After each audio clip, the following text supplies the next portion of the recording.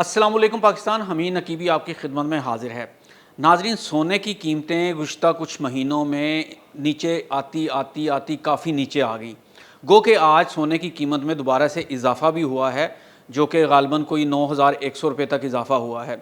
लेकिन अगर आपने अपनी ज़िंदगी की जमा पूंजी सोने में लगा रखी है तो शायद इस वक्त आप भी परेशान होंगे कि आखिर ये हो क्या रहा है, कभी कीमतें ऊपर और कभी नीचे।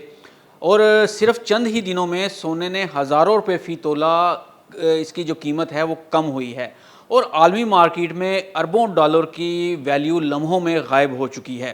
वो सोना जिसे दुनिया हमेशा सबसे महफूज सरमायाकारी समझती थी, आज खुद दबाव का शिकार क्यों है? क्या दुनिया के बड़े सरमायाकार खामोशी से सोना बेच रहे हैं? क्या चीन जो बरसों से सोना खरीद रहा था अब अपनी हिकमत अमली बदल रहा है? क्या अमरीकी डॉलर दोबारा सोने को शिकस्त दे रहा है? क्या पाकिस्तान में लोग घबरा कर अपना सोना फ़रोख्त कर रहे हैं? आज की हकीकत सिर्फ इतनी है कि सोना कमज़ोर ज़रूर हुआ है, लेकिन इसकी बुनियादी कहानी अभी ख़त्म नहीं हुई। और सबसे बड़ा सवाल जो पाकिस्तान में इस वक्त पूछा जा रहा है, नाज़रीन, जो इसके सोने के ताजर हैं वो भी परेशान हैं और जो सार्फिन हैं वो भी परेशान हैं। वो सवाल ये है कि क्या ये सिर्फ़ एक आर्जी गिरावट है या सोने की कीमतों में एक नई और लंबी मंदी का आगाज़ हो चुका है? अगर आपके घर में सोना मौजूद है, अगर आप सरमायाकार हैं या आप आने वाले दिनों में सोना ख़रीदने का सोच रहे हैं, तो आज की ये वीडियो आखिर तक ज़रूर देखिएगा, क्योंकि ये वीडियो में बहुत से हक़ाइक़ आपके सामने आने वाले हैं।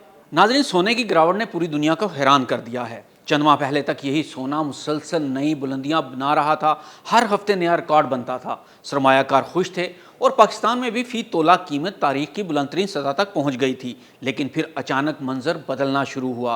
बैनुल-अक़वामी मार्केट में फ़रोख्त का दबाव बढ़ा, पाकिस्तान में भी कीमतें तेज़ी से नीचे आने लगीं और लोगों के जहन में एक ही सवाल पैदा हुआ, आखिर ऐसा क्या बदल गया है? हकीकत यह है कि सोने की कीमत सिर्फ ज़ेवरात की तलब से नहीं चलती, इसकी कीमत के पीछे पूरी आलमी माशियत काम करती है। पहली और सबसे बड़ी वजह है अमरीकी डॉलर। जब भी अमरीकी डॉलर मजबूत होता है, सोना दबाव में आ जाता है, क्योंकि दुनिया भर में सोना डॉलर में ख़रीदा और फ़रोख्त किया जाता है।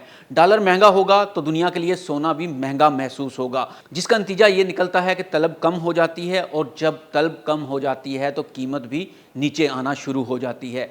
नाज़रीन, दूसरी सबसे बड़ी वजह शरह सूद है। ये वो चीज़ है जिसे आम लोग कम समझते हैं। सोना आपको कोई मुनाफा नहीं देता, ना किराया, ना सूद, ना डिविडेंड। अगर अमरीकी बॉन्ड्स ज़्यादा मुनाफा देने लगें तो बड़े सरमायाकार सोने से निकलकर वहाँ चले जाते हैं।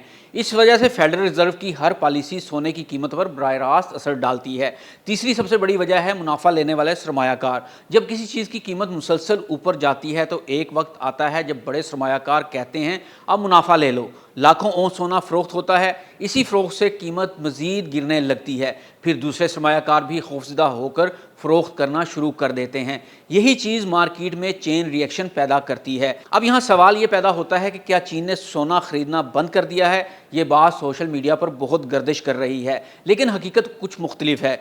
अब तक ऐसा कोई मजबूत सबूत मौजूद नहीं कि चीन ने मुकम्मल तौर पर सोना ख़रीदना बंद कर दिया हो। अलबत्ता कई रिपोर्ट्स के मुताबिक ख़रीदारी की रफ्तार पहले जैसी नहीं रही और जब दुनिया का एक बड़ा ख़रीदार अपनी रफ्तार कम करे तो मार्केट पर नफसियाती असर ज़रूर पड़ता है। अब सबसे अहम सवाल, क्या पाकिस्तान में लोग वाकई सोना बेच रहे हैं?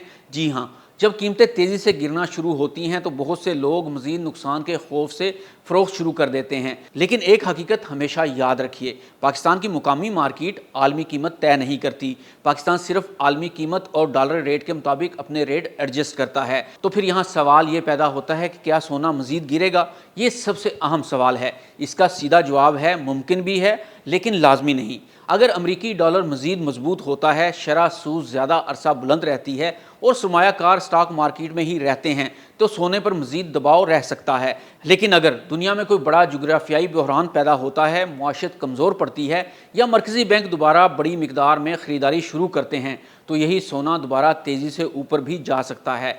तो नाज़रीन, अब देखते हैं कि पाकिस्तान में क्या होगा।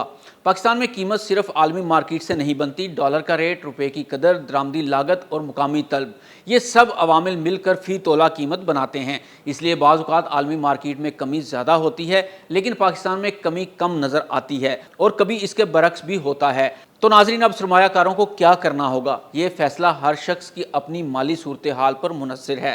مختصر مدت میں قیمتوں میں اتار چڑھاؤ جاری رہ سکتا ہے، لیکن تاریخ یہ بھی بتاتی ہے کہ سونا اکثر بڑے عالمی بحرانوں میں دوبارہ سے اپنی اہمیت حاصل کر لیتا ہے۔